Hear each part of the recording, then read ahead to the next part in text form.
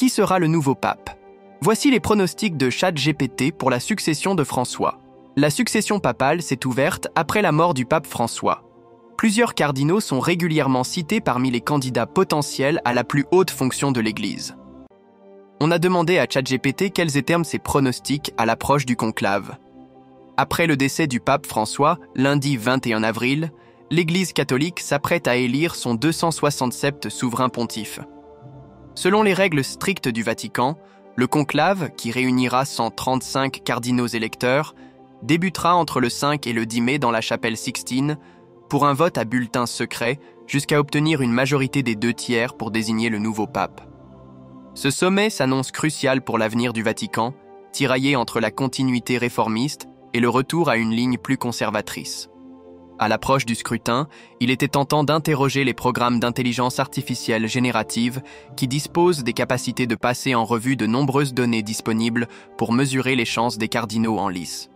Le moteur O3 de ChatGPT, par exemple, considéré comme le meilleur modèle de l'entreprise pour les raisonnements avancés, répond aux requêtes en lançant de véritables réflexions nourries par la lecture des articles sur le web et les données disponibles sur Internet. Sur la base de cette enquête informatique, le favori du conclave se nomme finalement Pietro Parolin pour le logiciel. Le secrétaire d'État du Vatican obtient une probabilité de 35% environ pour devenir la prochaine figure phare de l'Église.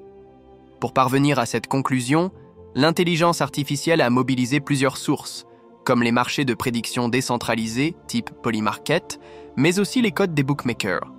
Les résultats ont ensuite été pondérés à l'aune des différents critères, comme l'âge, bonus aux 60-70 ans, le continent d'origine, la moitié des 135 cardinaux électeurs ne sont pas européens, le profil doctrinal, figure de compromis ou clivante, la visibilité pastorale et les éventuels scandales ou handicaps. Diplomate chevronné, connu de tous les cardinaux et favori des paris, Pietro Parolin, 70 ans, possède donc une longueur d'avance sur ses rivaux pour assurer une transition en douceur, selon ChatGPT. Mais il pourrait toutefois pâtir de son implication dans le scandale financier de Londres qui a secoué le Vatican ces dernières années. L'autre favori se nomme Luis Antonio Tagle, avec une probabilité indicative de devenir le prochain pape de 25%. Le Philippin de 67 ans a pour lui son charisme populaire et symbolise le dynamisme asiatique, mais il a moins de vécu administratif et sa réputation de gentil pourrait le handicaper pour réformer la curie, estime l'IA. Loin derrière ce tandem, viennent ensuite les cardinaux Matteo Zuppi, 10%, Pierbattista Pizzabella, 9%, Peter Erdo, 7% et Peter Turkson, 6%, qui pourraient tirer leur épingle du jeu si les blocs des favoris se neutralisent. L'histoire des conclaves a montré avec Jean-Paul II et François qu'un outsider peut émerger au 3e ou 4e tour du scrutin, anticipe le logiciel qui conseille de garder un œil sur des profils conciliateurs comme Zuppi ou Pizzaballa.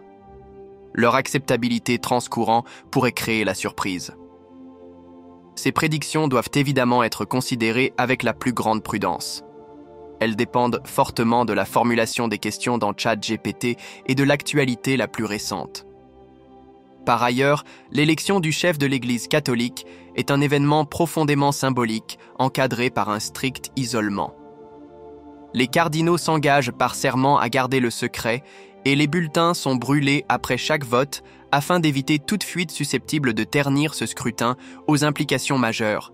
Cela dit, le résultat offrira une opportunité intéressante de mesurer les progrès de l'intelligence artificielle en matière de prédiction statistique.